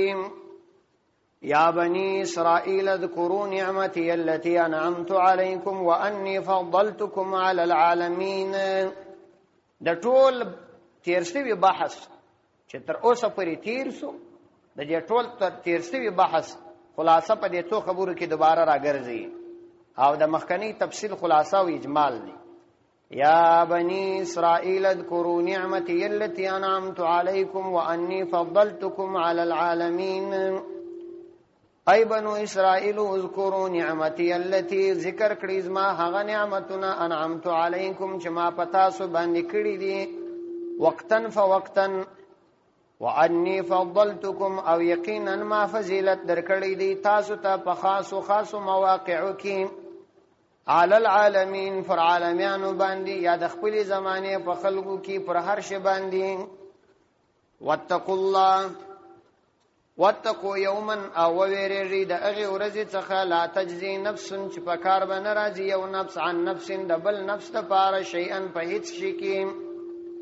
ولا يقبل منها او نب قبل يد منها د نفس عدل سفديا او صدقه چې دی ورکی ولا تنفعها او نفع نرسي دی نفس لره شفاعت کوم شفاعت چې کله ایمان نیوي ولا هم ينصرون او ندوی ينصرون امداد کول کړل کیږي چې امداد دی وسی نو تاسو دا غي ورځ څخه وبېریږي چې په دنیا کې د خلاصون کومي طریقې دي دا یو طریقه لا پکار نه راځي ولا تنفعها او نفع نرسي دي نفس لره شفاعت په هغه صورت کې چې دا نفس کافر وي او که مؤمن نفس نو بیا شفاعت فائدہ ورته رسي ولا هم ينصرون او نه دوی امداد کول کیږي مطلب دا چې په زور جزان خلاص وَإِذِ ابْتَلَى إِبْرَاهِيمَ رَبُّهُ بِكَلِمَاتٍ فَأَتَمَّهُنَّ قَالَ إِنِّي جَاعِلُكَ لِلنَّاسِ إِمَامًا قال ومن ذرية قال لا ينال عهد الظالمين وإذ ابتلى إبراهيم ربه د دې ځای څخه د کلام مخ یو دم اړوي او دا د اتم او د اوم اعتراض څخه مخ کې درې خبرې را نقل کړي اوله خبره دا را نقل کړي چې بیت الله بیت التوحید ده نو تاسو د کعبه احترام کوئ دا په 125 آیات کې راځي دا خبره را روانه ده دومره خبره بیا دا ذکر کوي چې د ابراهیم علیه السلام د دعا په برکت نبی کریم علیه السلام الله عزوجل په نبوت مبعوث کړی او د انسانیت ته راواستاو په 129 آیات کې دا راځي او درېمه خبره دا کوي چې مسله د توحید خبره دا د ټولو انبیاء علیهم السلام تر مابین متفقه و او ټول په دې کې متفق و دا بیا په 102 آیات کې راځي په مابین کې دا غدري خبري راځي ورسته بیا اوم اعتراض نقل کړي بیا جواب ورکړي بیا اتم اعتراض نقل کړي جواب ورکړي بیا نو نهم اعتراض نقل کړي جواب ورکړي په دې سره دا سلسله پای ته رسیږي نو اوس د کلام مخ د ابراهیم علیه السلام طرف ته اړي په دې کې بیا یو سوال دا کوي چې د دې را روان بحث د مخکنی بحث سره مناسبت او ارتباط څه دي مناسبت او ارتباط یې دا دي چې په مخ کې صورت کې الله عزوجل د يهودانو عیسویانو مشرکانو غلط عقاید او غلط مزاجونه بیان خو دې ټول ځانونه ابراهیم علیه السلام ته منسوبول او ټول بداویل چې ابراهیم علیه السلام يهودانو به ویل يهودي دي عیسویانو به ویل عیسوي دي مشرکانو به ویل چې دا مشرک دي الله عزوجل دې ټول رد وکړي چې دا سنت سورۃ آل عمران آیات نمبر 88 ما کان ابراهیم یهودیا نو ابراهیم علیه السلام یهودی ولا نصرانی نو نصرانیو ولكن كان حنيفا مسلما لیکن د ټولو باطلو ادیانو څخه مائل مسلمانو وما كان من المشركين او نه د مشرکانو څخه دا ټول ورد کړي نو اوس د کلام د ابراهیم علیه السلام د واقعاتو په ذکر کولو د نبی علیه السلام او د اسلام د دین تایید بیانې ځکه نو د دوی د اعتراضات او جوابات ورسته د ابراهیم علیه السلام واقعا بیانې وَإِذِ ابْتَلَى إِبْرَاهِيمَ چکل امتحان کی ابراهیم علیہ السلام ربه د رب بکلمات پڅو خبرو باندې پڅو احکاماتو باندې فاتمهن نو هغه ټوله پوره کړل قال ویل الله عز وجل انی جاعلک یقینا زگر زون کی امثال را للناس خلق لرا زگر زون کی امثال للناس خلق لرا اماما امام قال ابراهيم عليه السلام اويل ومن ذريتي او زما اولادنا با قال الله عز وجل ورته فرمایل لا ينالون رشید عهدي زما عهد او زما وعده الظالمين ظالمان لرم ظالمانو ته نه رسید و اذ ابتلى ابراهيم عليه السلام د الله عز وجل د برگزیده او مختار انبیاء علیهم السلام د جملې څخه یو ډیر جلیل القدر پیغمبر دی الله عز وجل د شان ډیر په اعلی الفاظ باندې بیان کړي د ابراهیم علی السلام کلمه د ابراهیم کلمه په قران کریم کې 9 ځله تکرار شوی ده او را نازله شوی او دا پیغمبر د سید رسول صلی الله علیه وسلم یو دیرشم نکدي او دا د ابراهیم کلمه عجمی کلمه ده عربی ته هم را نقل شوی ده بغیر کوم تغییر او تبديل. تفسیر قرطبی وای ابراهیم په اصل کې اب رحیم دی، یعنی پلار زیات رحم دیله. ابراهیم علیه السلام کې الله عزوجل دا رحم دیلی دا یشو په داغه خاطر باندې اوس ابراهیم دی، اصل دی رب رحیم. بیا د زیات استعمال په وجه د خفت لپاره غها په ها بدل شوی اوس ابراهیم جنې جوړ شوی. درداش اندازي پوری پدې کې دا رحم دیلی الله یې شه چې پیغمبر علیه السلام ته د شپې یو دوی ملک راغلی، بیا ورته راځه پیغمبر علیه السلام سره روان جنتونو ته بوتلی او ورده قصه ده، یو خوا د معراج قصه ده، یو هغه د خوب په خوب کې هم پیغمبر علیه السلام معراج ته بیول شوی. نو یالته ما سپینځري سره ویلي په جنت کې په یو کور کې او دا د کافرانو کوچنیان پراټول هغه ابراهیم علیه السلام. نو علما وایي چې الته هم د دې کوچنیانو لکه کوچنیان چې پر مهربانه پلار را څرخېدلي دا د مسلمانانو کوچنیان او د کافرانو کوچنیان به هم ټول پر څرخېدلي. او صحیح کول هم دا دي چې د کافرانو کوچنیان به هم جنت ته ځي. صحیح کول دا قسم په دې کې اختلاف دی، صحیح کول دا. نو ابراهیم علیه السلام د الله تعالی ډیر عظیم او لوی پیغمبر دی. وَإِذِ ابْتَلَى إِبْرَاهِيمَ رَبُّهُ، نو الله عز وجل دلته د هغه قرباني بیانې او هغه وخت هم دریات کړه ای پیغمبر علیه السلام چې کله امتحان کې ابراهیم علیه السلام ربه د رب بکلمات فڅو خبرو باندې فاتمهن دا غټول پورا کړل. دلته مفعول تر فاعل را مخکې کړی دی، قانون خدای چې مفعول ورسته در فاعل وي. دا وای د فاره د تعظیم کلوای تقدیم دی یو شی پرابل باندې چراسه د تعظیم د فارم وي، د جلالت شان د فارم. نو د الله عزوجل تر نامه د ابراهیم علیه السلام نوم په لفظ کې را مخکې کړی دی، یعنی دا شی نه دی ویل چې اذ ابتلا رب ابراهیم، بلکې رب ابراهیم ربه راغلی بکلماتن په څو کلمات باندې. امتحان درې قسم دی، درې قسم امتحان. یو امتحان وی للتعذيب للتعلیم، د دې لپاره یو چا څخه امتحان اخستل کیږي چې دا هغه استعداد معلوم شي چې په دې کس کې څومره استعداد دی، او یا د لپاره د عذاب وی چې عذاب ورکړي شي. نو بار امتحان جنېخي په مدارسو یا په هنتونو یا دنیا کې چې په تعلیمي سلسلو کې کم امتحانونه دي، دا امتحانات د لپاره د استعداد وی چې د شاګرد استعداد معلوم شي. او الهی امتحانات چې راځي پر کافرانو باندې د لپاره د عذاب راځي، او پر دې مؤمنانو باندې پر عامه مؤمنانو باندې چې امتحانات راځي دا د لپاره د تکفیر ذنوب د ګناهونو د رجیدلو لپاره راځي. دا دوم قسم امتحان دی. او یو امتحان دی لرفع الدرجات، د درجاتو د لوړېدلو لپاره پر صالح مؤمنانو باندې چې بیا یا پر انبیاء علیهم السلام چې کوم امتحانات راځي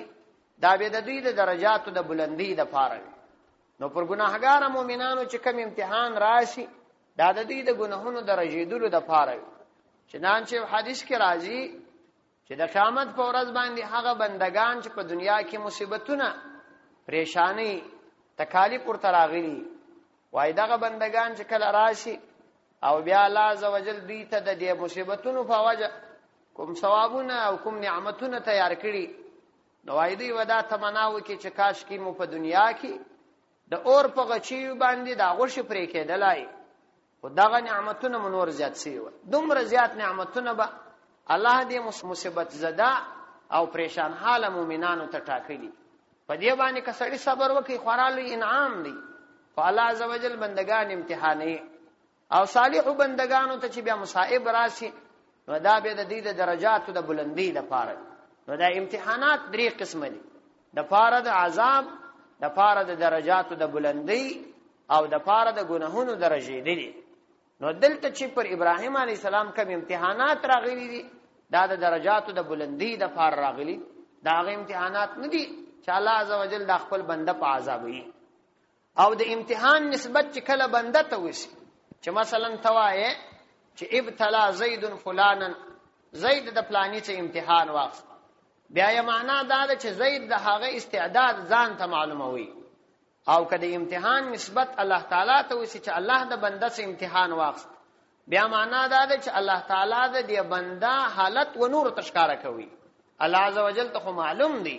او الله د حالت و نور تشکاره کوي ولی الله تعالی د چا د امتحان د اخستلو ضرورت نه لري الله ته معلوم دی چې دا انسان په دغه مزاج او دغه استعداد کې دی او نور ته د دې استعداد د معلومولو لپاره هغه فرمایي نو دا کوم احکامات و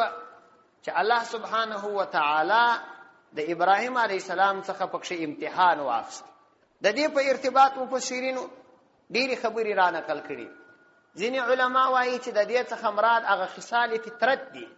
هغه لس د فطرت خصال چې بریتونه لنډول دي ژیره وژدول دي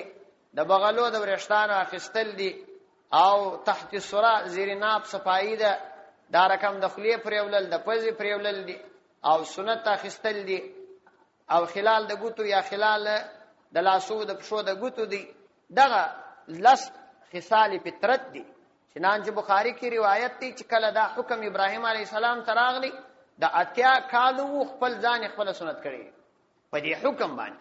ځینې نور علما بیا وایي د دې څخه مراد په حقیقت کې هغه دیرش صفات دي حضرت عبد الله ابن عباس رضی الله عنه وایي دا هغه دیرش صفات دي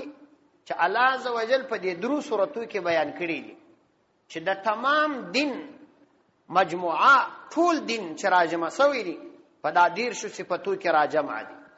او دا دین پر دې دیرشو حصو تقسیم دي دا ټول حصے په ابراهیم علیه السلام کې وای کاملا موجودي وي دا لس صفاتونه په سورته براءت کې دي سورته توبه آیات نمبر 112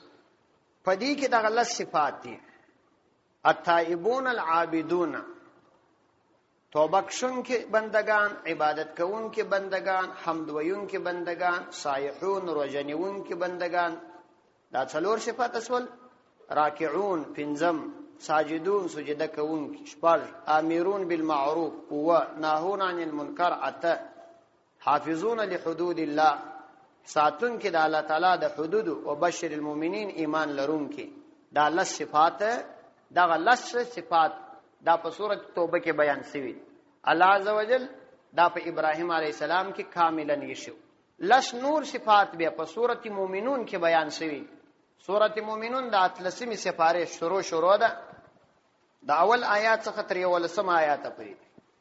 قد افلح المؤمنون الذين هم في صلاتهم خاشعون هغه کسان چې په منځونو کې عاجزي کوونکي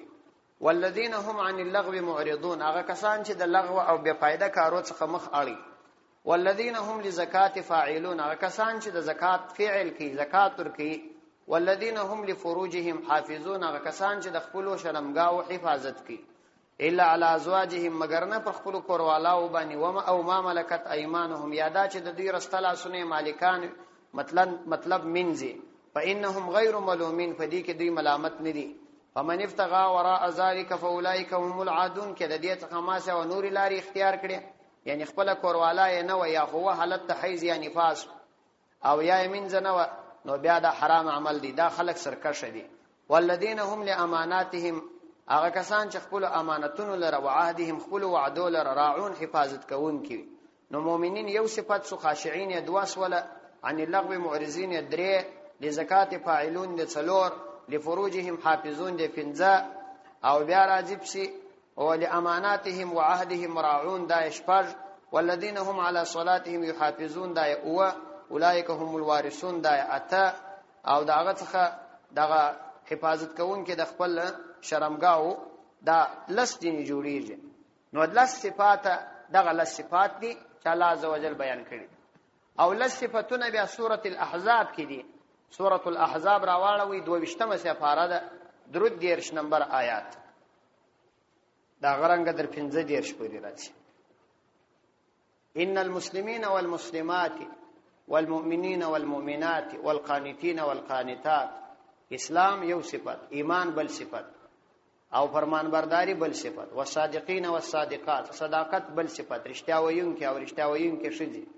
څلورم، والصابرین والصابرات پنځم صفت، والخاشعين والخاشعات شپږم صفت، والمتصدقين والمتصدقات اوم صفت، الصائمين والصائمات اتم صفت، الحافظين لفروجهم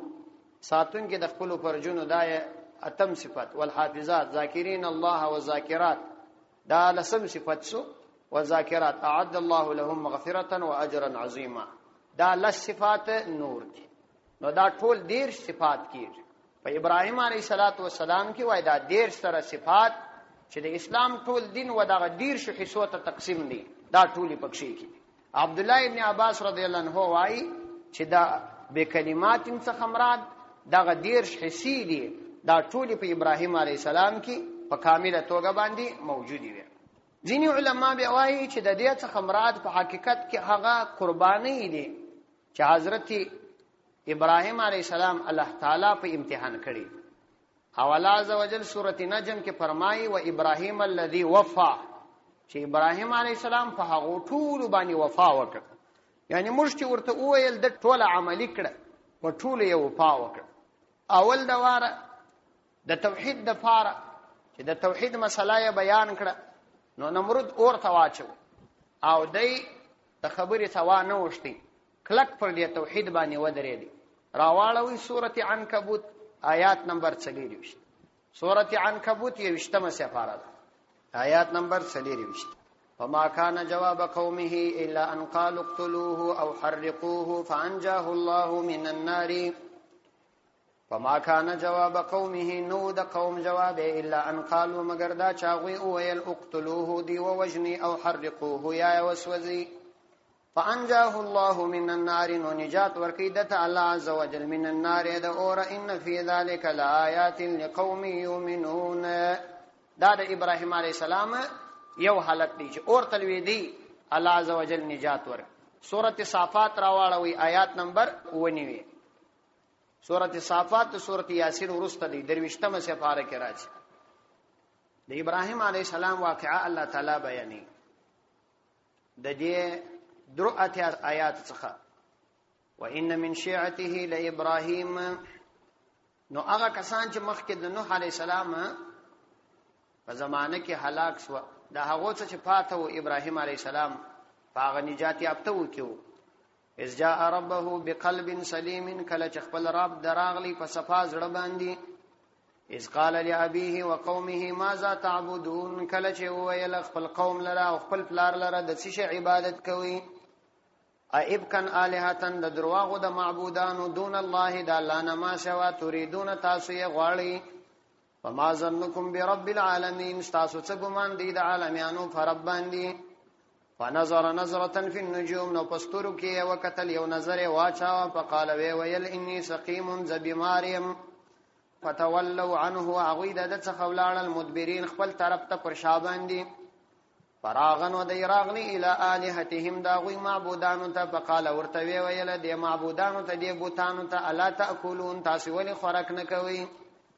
ما لکم لا تنتقون صدر پیشد دلرگیو چه جورسو بوتانو چه خبری نکوی. فراغن و بس متوجیستو علیهم فاغوی بانی ضربن فوهلو بالیمین فراستلاس کی یدا تبرو فوهلی. فاقبلوا الیه نورا وګرځیدل هغه مشرکان الیه د طرف ته یزفون فبند مند راغله. قال ورته ویل الا تعبدون ما تنحتون.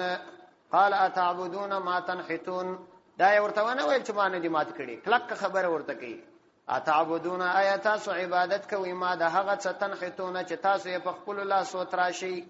والله خلقکم حال دا چې الله تاسو پیدا کړی یاس و ما تعملون او هغه چې تاسو یې عمل کوي دا الله پیدا کړی دي. قالوا نو هغه او ال ابن له بنيانا د لپاره یو لوړ ځای جوړ کړي. فالقوه وای چوي فی الجحیم فور کی. فارادوا به کیدا نو هغه د په بار کې اراده وکړل د چم او پرې فجعلناهم الاسفلین مل وګرځول هغه ناکامه په دې کار کې. دا یو قربانی و چوره کړه بوتانه مات کړه بل قربانی. وقال اني ذاهب الى ربي سيهدين. دوما قرباني ورکی وطن پریږدي قال ویل انی ز چې یم ذاهب تلم کیم الی ربی د خپل رب طرف ته سیهدین جردی چې ما رب ما تلاره وشي د خدای د دین د پاره اورته ځان واچا یو قربانی د خدای د دین د پاره وطن پرې شودل بل قربانی رب هب لی من الصالحین بیا پر لارې دا دعا وکړه چې الله د صالحینو نه یو اولاد صالح اولاد راکا وبشرناه نو مجاغت زیری ورکی بغلام حلیم په ډیر حلیم غلام هلک باندې فلما بلغ معه السعي کله چې دا زوی د سره قوت او استعداد ته ورسېدی چې د سره به سبا کومک کی قال یا بني اني ارى في المنام نور ته ویل ایزو یز په خوب کې وینم اني ذبحك چې زتا علاله وم فنظر ما ذات رات په دې کې څه فکر کړي قال یا ابت فعل نو دور تو ویل چې ای پلار ته فعل وکما هغه عمر چې تور باندې امر کړل سوې ستجدنی ان شاء الله من الصابرین نو جر دي چې تبه ما پیدا کې کدا الله خوشو د صابر خلکو څخه بس په خوب کې ورته وېسول فورا آماده سو د زوی قربانی ته یواري اورته وی دی دای پرځان ومنل بیا یو وطن پرې شو دی دای پرځان ومنل اوس د زوی حلال ولو ته آماده دي فلما اسلم وتله للجبين کله چې دواړو خبره ومنل وتله او وای چې وی د خپل زوی للجبين پر بغل باندې ونادیناه نو موږ आवाज ورته وکي ایا ابراهیم ای ابراهیم قد صدقت الرؤيا خوبونه دي رښتیا کړل ان كذلك نجزي المحسنين مجداسي نیکانو خلق در بدل ورکو ان هذا له البلاء المبين یقینا دا یو ښکارا امتحان دا دریم قربانی چور کړي د دې څو ورسته د الله د لپاره هجرت وکي دا بل قربانیو د خپل زوی او میرمنی پر تش میدان باندې پرې شودل سورۃ ابراهیم راواړوي آیات نمبر 19 در لسمه سپاره کې الله عز وجل ته شکایت کی ربي انهن اضللن كثيرا من الناس یقینا دا بوتانو ډیر خلک گمراه کړي دي ومن تبعني فانه مني نو چا چې ما تابعداري وکړه غزما څخه دی ومن عصاني فانك غفور رحيم او چا چې معنا فرمانی وکړه نو ته پر بخښون کې او رحیم ذاتی استا خوشه د کې معافیم ربنا ایز مجرب انی اسکنت من ذریتی ایز ما رب ما آباد کړل من ذریتی خپل کور والا او اولاد بوادن فداس وچ او دشت میدان کې غیر زی زرع شهادت هیڅ فصل نسته عند بیتک المحرم استاد بعزت من کوټه سره بس د دې د فار ما استا خبره ومنه ربنا ایز ما رب ليقيم الصلاه د فار د دې چې دوی المنز قائم کې وجعل افئده من الناس نو ته وګرځې زړونه د خلکو تهوی مائل الیهم د دې طرف ته ورزقهم من الثمرات او دوی ته پرسق باندې ورکه من الثمرات میوه لعلهم یشکرون شاید هغه شکر ادا کی دا یبل دعا دا یبل قربانی وشوالک د دې څورسته د خپل پلار مقابله وکړه د خپل پلار مقابله د حق په مقابل کې د پلار سره مقابله وکړه پلار یې د نمرود د معتقدینو څخه د هغه خلکو څخه چې نمرود ورته عقیده درلوده د معتقدینو څخه یو سورۃ الانعام راواړوي آیات نمبر 4 آیا به ان شاء الله العزیز او مسافرای و اذ قال ابراهيم لابيه آزر کله چې او ابراهيم عليه السلام خپل پلار آزر لره اتتخذوا اصناما الها آیاتنی سی اسنامن بوتان الہتن خدایان دی ورسه جوړ کړی دي انی اراک وقومک فی ضلال مبین زوینم تا اوستا قوم فی ضلال مبین پشکار گمراهی کی دا د ابراهیم علیه السلام بل قربانی و چې د پلار مقابله وکړه پلار د نمرود د مشرانو خلکو څو او نمرود د په واجبان دي د پلار په خوښه باندې دی اورته واچاو دا بل قربانی و چې ور کړی بل قربانی د باچا سره مقابله وکړه د نمرود باچا مقابله وکړه مقابله ته وروته 258 صفحه سوره بقره راواړو کړي آیات الم تر الى الذي حاج ابراهيم تاندې کتل هغه کس لره حاج ابراهيم چې د ابراهيم عليه السلام سره جګړه وکړل د لائل ویل فی ربه د ابراهيم عليه السلام د رب بارکی ان اتاه الله الملك پر دې باندې چې الله عزوجل هغه لره پاچهي ور کړی و یعنی دی باچا د حضرت ابراهيم عليه السلام سره دلائل ویل اذ قال ابراهيم چې کله ابراهيم عليه السلام ورته ویل ربي الذي يحيي ويميت زما رب هغه ذات دی چې ژوند ورکوي او مرګ ورکوي. قال انا اوحي او امیت.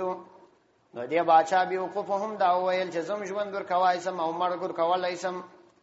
قال ابراهيم عليه السلام ورته ویل، یعنی ابراهيم عليه السلام پوښتنه چې باچا بیوقوف دی په خبره نه پیږي بل سوال ورڅوک.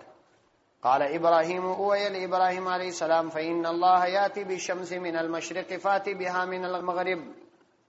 ابراهيم عليه السلام هغه ته ویل چې ما رب خل مر راولي د مشرق څخه نو ته راول د مغرب څخه په به تلذي کفر. نو خاموش سو هریان سو الذي هغه کس کفر چې کوپر کړي او والله لا يهدي القوم الظالمين. الله عز وجل ظالم قوم ته هدایت نکي. دا بل قرباني و ابراهيم عليه السلام دومره قرباني ورکړي. الله په قران کې څومره د یادونه ډیره کړي. دا هغه کلمات دي چې الله فرمایي فاتمهن، دا یې پوره کړ. اوس چې د دڅه الله عز وجل دومره امتحانات واخسته په دې ګرد امتحاناتو کې کامیاب. مفتی محمد شفیع صاحب رحمت الله علیه وایي د دې څخه معلومیږي چې الله عز وجل ته اصلا د بنده استقامت او د بنده پر یو عمل باندې کلک درېدل دا ډېر خوند ورکوي. چې بنده پر یو کار باندې ودرېږي او کلک پر باندې ودرېږي قرباني ته آماده شي. لیکن دا د الله تعالی قانون دی که څوک په قرباني کې راغلی الله یې ضایع کوي نه. قرباني ځینې غواړي خو ضایع کوي نه. په دې ټولو کارو کې ابراهیم علیه السلام سخت قرباني ته ودراوه. په ابراهیم علیه السلام دی قرباني ته ودرېدی خو الله ضایع نه کړ. نه یې زوی ذبح شو، نه یې کوروالا او کوچنی بچی چې په یو داسې علاقه کې واچول چې خالی دشتو څک وبم نه وي الته واچوي. الله عز وجل ضایع نه بلکې د هاجره رضی الله عنها غاسته د انسانیت لپاره عبادت وګرځاو. اوس په پاچهان او انبیا پر هغه باندې ځغلي. هغه وبچ د کوچنی زوی د لپاره پیدا کړي د تمام انسانیت لپاره شفا پکې شو. دومره زیات الله عز وجل ته مقبول انسان. نو اصلا الله عز وجل د بنده څخه په عمل او اخلاقو کې ثابت قدمي غواړي. د دې لپاره الله عز وجل د سورته حمیم سجده په یو آیات کې فرمایي ان الذين قالوا ربنا الله ثم استقاموا تتنزل عليهم الملائكه الا تخافوا ولا تحزنوا وابشروا بالجنه التي كنتم توعدون. چې یقینا هغه خلک چې دوی دا وویل چې الله زموږ رب دی ثم استقاموا بیا په دې خبره ودرېدل تتنزل عليهم الملائكه پر دوی به ملائکه را نازلېږي الا تخافوا ولا تحزنوا او دا ملائکه به دوی ته دا وایي چې غم مکوئ بیره مکوئ پریشانه کېږئ. وابشروا بالجنه التي كنتم توعدون فاغه جنت باندې زیری قبول کی چې تاسو سره وعده شوی ده. نحن اولیاؤکم فی الحیاه الدنیا وفي الاخره. موږ تاسو دوستان یو په دنیا کې هم په آخرت کې هم. په دنیا او په آخرت کې موږ تاسو دوستان. او لکم فیها ما تشتهي الانفس. تاسو د پاره په دې جنت کې هغه څه چې تاسو غواړئ. ولکم فیها ما تدعون او هغه شی چې تاسو سره وعده شوی هغه په دې جنت کې ستا. نزولا من غفور الرحیم. دا د بخښون کې او رحیم رب د طرفه ملمستیا د تاسو ته درکول کیږي. نو معلومه سول چې اصلا په دین کې استقامت پکار دی او د دین پر اصول باندې کلک درېدل پکار دی. نو الله عز وجل فرمایي فاتمهن. ابراهیم علیه السلام دا کارونه وکړه. دا ټول کارونه په دوو آیاتو کې را خلاصه دي. دا ټول کارونه هغه دا دی چې الله فرمایي وجعلنا منهم ائمه يهدون بامرنا. موږ دوی داسې ائمه وګرځول چې دوی زموږ په حکم باندې خلکو ته لار شي. لما صبروا کله چې دوی صبر وکړي. صبر د الله د احکام کلک پابندي وکړه. وکانو بآیاتنا یوقنون او زموږ په آیاتونو یې کلک ایمان او کلک یقین درلود. د الله عز وجل پر ذات باندې کلک یقین کلک اعتماد انسان په ډیرو مشکلاتو کې د کامیابی درجه ته رسي. خدا دنیا کې قانون دادی الله عز وجل چې هر سړی لوړي مرتبه ته رسي په امتحاناتو کې برازي. امتحانات به ور باندې راځي. د امتحاناتو سره مخامخ کیږي. لیکن هو انسان بخپل د الله عز وجل څخه په امتحاناتو کې د ځان واقع کېدل غوښتنه نه کوي بلکې انسان عاجز دی کېدای شي په امتحان کې ناکام شي. انسان به د عافیت معامله غواړي خو که امتحان ور باندې رالی بیا به صبر کی استقامت وکي. قال انی جاعلک للناس اماما. چې څو وخت الله عزوجل ته په دې ټولو امتحاناتو کې کامیاب کړي او تا خپل ثابت قدمي اختیار کړل نو الله و فرمایل انی جاعلک یقینا زگر زونکی یمستا للناس خلق لرا اماما امام اوس بدی خلق ته امام ګرځوم د دې نعمتونو په عوض قال ومن ذريتي ابراهيم عليه الصلاه والسلام دا اویل ومن ذريتي زما اولادونه زما ورست زما کورنۍ هغه ته بم دا نبوت ورکه چې ما ته جراکي ګور یو نبوت دی دا د امامت څخه مراد نبوت نه دی امامت تر نبوت راکشته درجه ده دا سینه لکه دا شیگان چې وایي چې امامت تر نبوت لوړه درجه ده پر دې باندې شیگانو په دا تفسیرو کې خلا خبرې لیکلي اسی تفصیل غواړي وختم دون نست حضرت ابراهیم علیه السلام الله تعالی د انسانانو د پاره په دوه شان کې امام فوالا ولا یعنی د الله سره په کامل محبت کې چې د څومره محبت د خپل رب سره درلود دی او څومره د خپل رب پر ټول اصول باندې اعتماد او یقین په دې کې د امام وګرځاو او بل دې په برا کې امام وګرځاو برابه بیزاری چې د خدای په خاطر یې څنګه خپل قوم خپل وطن خپل هر څه پریښو ده نو ولاو برا په پریکون او دوستی کې ابراهيم عليه السلام د انسانيت لپاره الله عزوجل مقتدا وګرځا قال ومن ذريتي ابراهيم عليه السلام دا ویل چې زما په اولاد کې بم یو چاته د نبوت او د امامت ورکه قال الله عزوجل ورته فرمایل چې درخواست دی منظور دی ستا په اولاد کې بم یو چاته مر د نبوت ورکو لیکن قاعده یو شرط ستا هغه د عادي قال وی فرمایل یا لا ینالو نرسیج عهدیز ما وعده الظالمین ظالمان لرا ظالمانو نافرمانه خلق هغه د نبوت په اعزاز نه نازول کیږي ستا په اولاد کې که څوک ظالمانو هغه ته به موږ نه ورکو البته بعضی اطاعت کوونکو ته به ورکو چې دا هغه د جملې څخه حضرت یعقوب علیه السلام اسحاق علیه السلام ابراهیم علیه السلام او سید العالم فخر الموجودات محمد صلی الله علیه وسلم وإذ جعلنا البيت مثابة للناس وأمنا یوم مسله دلته مفتی صاحب را نقل کړی ده مفتی محمد شفیع صاحب چې الله عزوجل دلته فرمایي چې لا ينال عهد الظالمین نظما وعده ظالمانو ته نه رسید وای د دې څه دا لازمي ده چې مسلمانانو ته داسې څوک امیر ټاکل او د مسلمانانو واک او اختیار داسې چاته ورکول چې هغه د خدای د دین باغی وي دا د الله د دین سره بغاوت دی او د خدای د دین سره ظلم دی داسې چاته د مسلمانانو اختیارات پلاس ورکول چې هغه د خدای د دین باغی وي او د خدای د دین مقابله کوي ځکه الله فرمایي چې ظالم ته زما وعده نه ورکول کیږي یعنی تاسو به نه ورکوي واکو اختیار باغه ته نه ورکوي کوم ورکي دا د خدای د دین سره ظلم کړي وإذ جعلنا البيت مثابة للناس وأمنا واتخذوا من مقام إبراهيم مصلى وعهدنا إلى إبراهيم وإسماعيل أن طهر بيتي للطائفين والعاكفين والركع السجود وإذ جعلنا هغه وخت دریات کوي پیغمبر علی السلام چې موږ وګرځول البيت دا کوټه مسابتن دراتللو دراګرځیدلو ځای وسبه دا غرزول ته ویل کیږي مسابتن د عبادت ځای لناس د پاره د خلق او امنا او د امن ځای دلته مضاف محذوف دی عبارت دا دی ذا امن او بیا مورته ویل چې واتخذو یعنی د نبی علیه السلام امت مدا ویل چې تاسو ونیسئ د برکت حاصل ولود د پاره من مقام ابراهیم مصلا د منځ ځای عبادت ځای او ګرځوي او عهدنا او موږ حکم وکي د کعبه د جوړېدلو په وخت باندې الی ابراهیم علیه السلام ته او اسماعیل علیه السلام ته ان طهر بیتی للطائفین چې دی دواړه د پاک کې کوم بیتی ازما کور للطائفین د پاره د طواف کوونکو یعنی د بیابان دراتلونکو خلقو د پاره والعاکفین د اعتکاف کوونکو د پاره یعنی چالت او سیږي والركع السجود او د رکوع کوونکو او سجده کوونکو د پاره یعنی د ټولو د پاره د ازما کور پاک وساتي واذ جعلنا البيت دا کعبه شي کعبه د الله عزوجل د طرفه د دې بندگانو د پاره د توحید کور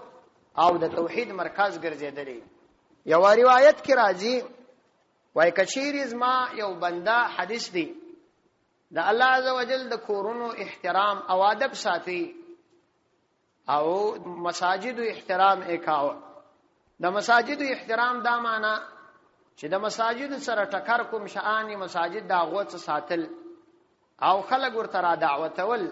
چې ظاهري او باطینی آبادیت. نو وایدا چې په قبر کې ملائکه د زیارت کوي، لکه ملائکه چې د بیت الله زیارت کوي او روزانه د طواف د پاره راځي، ملائکه به داسې د زیارت کوي. نو بیت دا کعبه چې د دې په ارتباط باندې خو مشهور ده چې دا تقریبا لس ځله نړیدلې ده. روایت کې راځي چې د دې اول بنیاد حضرت آدم علی السلام یې شي. بیا په طوفان نوح کې دا روایت څخه مراد دا تاریخي روایت په تاریخي کتابو کې لیکي کېدلای شي چې په طوفان نوح کې دا ونړېدل او بیا دا تر وبو لاندې شو. بیا ورانه حضرت ابراهیم علیه السلام په شام کې اوسېدي. جبرائیل علیه السلام د کوروالا او د کوچنی زوی دا ته امر وکي چې راسي. نو بیا رالل پر لارې چې بهر آباد علاقه و ابراهیم علیه السلام ول دغه ځای کې به وسیږي ولیا بیا یې دل تراوس. دا غیر ذی زرع علاقه غیر آباد علاقه و اچ شي نو. سورۃ حج را واړوي آیات نمبر 28. وَإِذْ بَوَأْنَا لِإِبْرَاهِيمَ مَكَانَ الْبَيْتِ کله چې موږ وشو دي ټیکانه مو ورکړل لإبراهیم ابراهیم علیه السلام ته مکان البیت د کعبه ځای. انو دا امر مرتوکی الله تشرک بی شیئا، از ما سره به څوک شریک نه ګرځي، د توحید आवाज بجګي. وطاهر بیتی للطائفین او پاک بساتی از ما کور د طواف کوونکو د پاره، والقائمین للمنځ کوونکو د پاره، والركع السجود سجده کوونکو او رکوع کوونکو د پاره. واذن او اعلان وکف الناس په خلقو کې بالحج په حج سره یاتوک راجبه هوی تعالی رجالا پیاده وعلى كل ضامر او پر هر پسماندل ویدلی وش باندې یاتین هغوی برازي من كل فج عمیق د هر لری پیچلی لارې څخه هغوی به تا ته راځي او بیا بدلته اوسیږي. دا د ابراهیم علیه السلام یادونه الله عزوجل وکړه چې دته موږ د دې امر وکړ چې ته دلته اوسېږي. اوس نو دغه ابراهیم علیه السلام بیا راغلی، اکثر خو تاسو اورېدلې ده، بیا یې د کعبه آباد کړ. اسماعیل علیه السلام مور تقریبا تر 13 کال پورې بیا ابراهیم علیه السلام دلته اوسېد. بیا حضرت هاجره رضی الله عنها د له وفات شوه ده. بل پلا چې حضرت ابراهیم علیه السلام راغلی هغه وفات شوی. اسماعیل علیه السلام د جرهم یو قبیله و، دغه د جرهم په قبیله کې واده کړی. نو د واده په وخت کې مور ژوندۍ و بیا وفات شوی. دا قبیله څنګه دلته آباد شو؟ هغه داسې آباد شو چې راتلله سفر باندې دلته مرغان ولیدل چې ګرځېدل. نو بیا یې ویل چې مرغان پر کومه علاقه ګرځېدل ته وبوي. نو بیا رااله د ابراهیم علیه السلام د مور چې اجازه واخستې د لې آباد شو. دغه د جرهم په قبیله کې حضرت اسماعیل علیه السلام واده کړی دی. اصلا عرب دغه د جرهم قبیله ده. دا اوسم د مکه مکرمه څخه چې د مسپلې علاقه ورته وای، دا شارع ابراهیم خلیل باندې چې لږ کښته ولاړ شي بیا یو پل راځي در دا پلم چې کښته ولاړ شي دغه کلی اوس دلته دی. هغه وخت کې دا دلته نږدې آباد اوس الته تللی دی. اوسم هغه لوحه ورته ستا حي جرهم ورته وای. د ابراهیم علیه السلام د بنا څخه وروسته بیا د مشرکانو په خپل منځي جنگونو کې دا کعبه ونړېده. بیا دوی را ولاړ شول، جوړه یې کړله. او نو دا کعبه چې پخوا جوړه وه 2 دروازې درلودلې او دواړې پر مځکه وې. پر یوه به سړی ننوتي، پر بله وتي، او دا حتیم دننه په کعبه کې و. بیا مشرکان را ولاړ شول،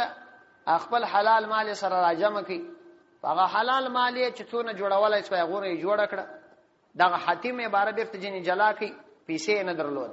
پیغمبر علیه السلام یې په جوړېدنه کې حصه اخیستې ده. په دغه وخت کې د عمر 15 کاله و. د دې څخه وروسته بیا چې دا کعبه په دغه ترتیب باندې چې مشرکانو جوړه کړه، یوه دروازه یې ورکړله او دا یوه دروازه یې مجګه کړل. حتیم یې دغه اقتصادي مشکل په وجه د باندې پرېښودی. دا دغسې جوړه وه. پیغمبر علیه السلام چې فتح کړله نو بیا یې یوه شپه حضرت عایشه رضی الله عنها ته وویل چې دا د مکې خلکو تازه ایمان راوړی دي، کدی حدیث العهد نه وای یعنی دا ایمان نه وای نو ما بل کعبه نړولې وای بیرته به می پراغه ابراهیمی ترتیب جوړ کړي وای خدا تازه ایمان راوړی دي کما دا ونړول جوړ میکړه دوی به باره څه خبرې کی نو دا خو د پیغمبر پشان کې خبرې خو د کوپر سبب ګرځي نو دا نه کوو بیا چې کله حضرت عبد الله ابن زبیر رضی الله عنه مکه مکرمه ته راغلی هغه بیا دا کعبه ونړول بیرته په هغه ترتیب باندې جوړه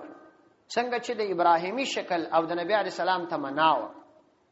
حجاج ابن یوسف ظالم بیا چې کله حضرت عبد الله ابن زبیر رضی الله عنه په شهادت ورساوه نو بیا یې بیرته د عبد الملک ابن مروان په امر باندې کعبه ونړول او پر هغه د مشرکین پر بنا پر هغه ترتیب بیرته جوړ کړ بیا چې کله د عمر ابن عبد العزيز زمانہ و عمر ابن عبد العزيز رحمت الله علیه تخپل زمانه د کوم عالم څخه سوال کړی دی چې دا به زبر ته هغه سي جوړه کم لکه حضرت عبد الله ابن زبیر رضی الله عنه چې جوړه کړه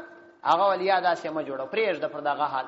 دا به بیا د پاچاهانو د بازی شي سي هر پاچا چې راځي په خپل ترتیب به جوړي بس کارمو فلره پر هغه ترتیب دی پاتې نو په هغه ترتیب باندې پات الله دې دغه صفات ولري او د خرابي او د دې څخه الله حفاظت وکړي نو دا کعبه ده نو الله فرمایي موږ وګرځول دا کعبه مصابه للناس د عبادت ځای د پاره د خلق وامنا او ذا امن سخت امن مورکی نو الله عزوجل داسې امن ورکړي دي چې ټول خلک دې پکې اوسېږي من دخله کان امنا څوک چې ور داخل سي بس په امن باندې دي او دا مرته ویل د وتخذو ته مخکې به د قلنا فعل مقدر کښېږ دي چې موږ ویل محمدي امت لره چې وتخذو ونسي د برکت د حاصلولو د پاره من مقام ابراهیم د ابراهیم علی السلام مقام مصلن د عبادت ځای تبرک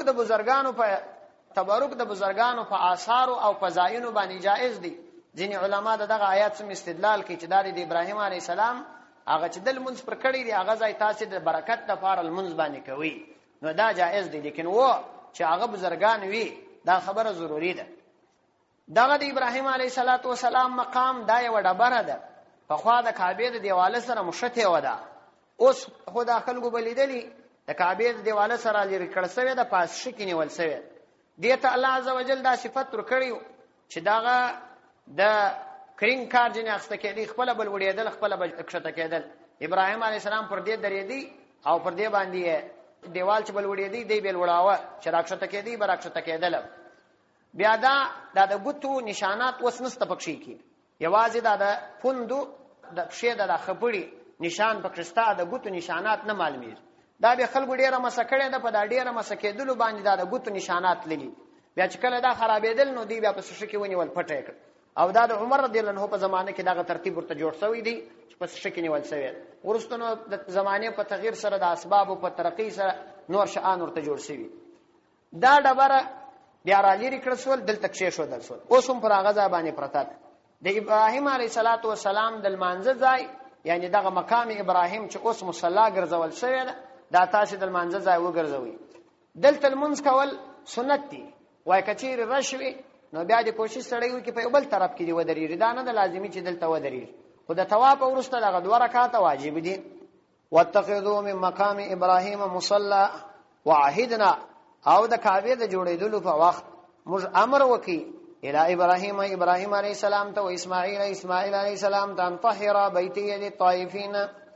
چې دې دواړه پاکه وساتي بیت زما کور للطائفین د پاره د طواف کوونکو والعاکفین اعتکاف کوونکو د پاره او رکوع السجود او د رکوع کوونکو او سجود کوونکو د پاره مطلب دا چې هر څوک الته اوسې باید کعبه تاسو پاکه وساتي دا چې د ظاهري ناپاکي چې پاکه وساتي او د باطینی ناپاکي چې شرک او کفر بت پرستی ده دې ته هم وساتي خوشګان اوسم ظالمان خرابوي ششي وویني ودا شان پکښ غورځي عليهم لعنت الله صدق الله